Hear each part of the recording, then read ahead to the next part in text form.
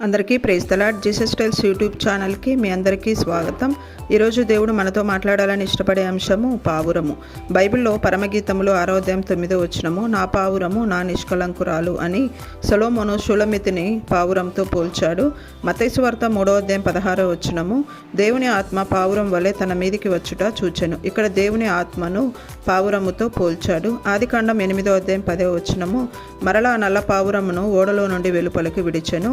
నోవాహు ఓడలో నుండి పావురం బయటికి వచ్చి ఒలీవ ఆకును తీసుకుని వచ్చింది. అయితే మత్తయి సువార్త 10వ అధ్యాయం 16వ వచనము, పావురముల వలె నిష్కపటులై ఉండుడి అని యేసుప్రభు వారు చెప్పారు. పావురము కలంకము లేని పక్షి. బైబిల్లో పావురము అని అర్థం వచ్చే వారి పేర్లను చూద్దాము. మొదటి వ్యక్తి హోగ్లా అనగా పావురము. ఈమె సెలోపెహాదు కుమార్తె. ఈమె 3వ కుమార్తె.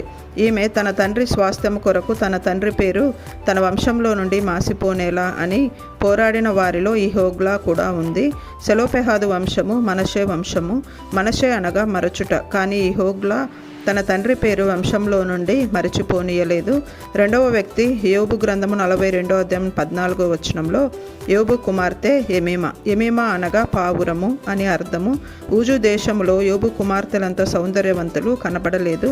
ఈ ఎమీమా సహోదరులతో పాటు తండ్రి స్వాస్థ్యాన్ని పొందింది. ఈ సౌందర్యం ఆత్మ సంబంధమైన, కలంకము లేని, నిష్కలంకమైన, పరిశుద్ధమైనది.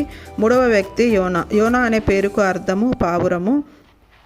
యోనా నినివేకు వెళ్ళమన్నప్పుడు దేవుడు తర్షీషుకు వెళ్ళడానికి ఓడ ఎక్కాడు. అయితే నా వల్లే ఈ తుఫాను అని చెప్పి పాపాన్ని ఒప్పుకొని మత్స్యము కడుపులో 3 రోజులు దేవునికి ప్రార్థన చేసి బ్రతికి నినివేలో మరలా సువార్తను ప్రకటించాడు.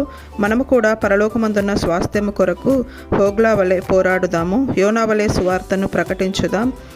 యోబు కుమార్తె ఎమీమా వలె ఈ లోకంలో పరిశుద్ధముగా, నిష్కలంకంగా జీవిద్దాము. Praise the lord.